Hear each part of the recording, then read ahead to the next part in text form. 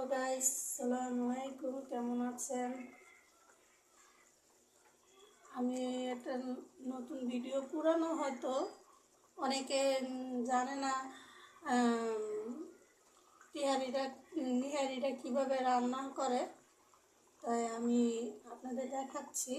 আপনারা দেখেন, প্রথম গরম মশলা দিছি, তারপর কটা তেজপাতা ছেড়ে দিলাম ধুইয়া, তারপরে দিলাম কাঁচামরিচ, পেঁয়াজ কাটা।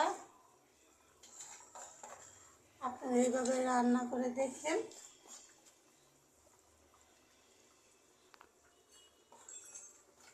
তারপরে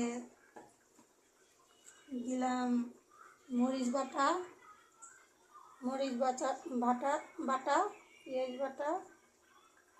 তারপরে দিলাম জিরা বাটা, গরম মশলা বাটা, সব এখানে দিলাম।